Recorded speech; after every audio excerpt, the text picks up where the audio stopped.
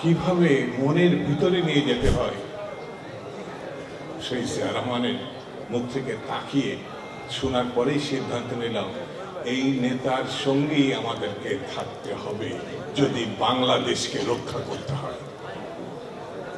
তারপরে কিন্তু বাংলাদেশ তৈরি হয়েছে। খুব অল্প একটা সময় তিনি বাংলাদেশকে আমূল পরিবর্তন করে দিয়েছিলেন। শেখ মুজিবের দুর্ভিক্ষ পীড়িত লক্ষ লক্ষ মানুষকে যিনি হত্যা করেছিলেন, যিনি সকল দলকে বাতিল করেছিলেন, যিনি রক্ষী বাহিনী করে 30 না 40,000 মানুষকে হত্যা করেছেন, সেই বাংলাদেশটাকে, বদ্ধ বাংলাদেশটাকে, নিয়ন্ত্রিত বাংলাদেশটাকে, মুক্তিযুদ্ধের সেই বাংলাদেশ, সেই বাংলাদেশকে শেখ মুজিব হত্যা করেছে। সেই শেখ মুজিবের নিজের মৃত্যু নিজে ডেকে এনেছে। তারপরে যে বাংলাদেশ, সেটি আবার পরিবর্তন হয়েছিল। আমি যে বললাম সক্রেটিস, প্লেটো, ফিলোসফার, সেই নেতা সেই জিয়া রহমানের হাতে এসে আমি তার সঙ্গে কাজ করেছি। এখন এটা আমার অহংকার, যারা তার সঙ্গে কাজ করেছে একটি স্বর্ণ ঘোষিত সময়, সেই সময়টা। তারপরে তিনি শহীদ হলেন। কে হাল ধরবে বিএনপির? কে?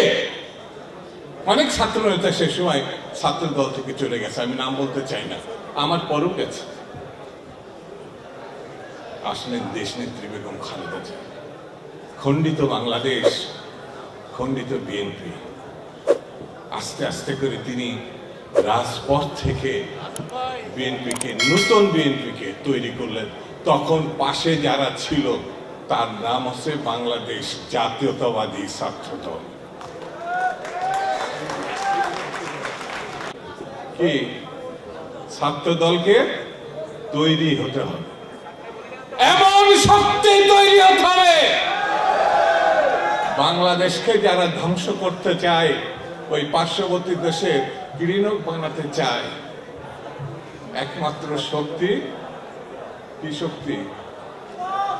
একমাত্র শক্তি জাতীয়তাবাদী ছাত্র দল। এর কোনো বিকল্প না। বক্তৃতা আজকে করবো না বলেছিলাম, করবো না। আমি জানি এখানে যারা আছেন, বাইরে যারা আছেন, এটি শেষ না। সারা বাংলাদেশের ছাত্র দল এখন পাহারা দিতে হবে, সারা বাংলাদেশকে পাহারা দিতে হবে। কিছু ভণ্ড, কিছু প্রতারক, কিছু শয়তানের বাচ্চা, শয়তানের বাচ্চা খুশাখুশি করছে। নির্বাচন ছাড়া গণতন্ত্রে উত্তরণের আর কোনো বিকল্প নেই। বিকল্প নেই, বিকল্প নেই। আছে? আছে? আছে? খুদা হাফেজ। বাংলাদেশ জিন্দাবাদ।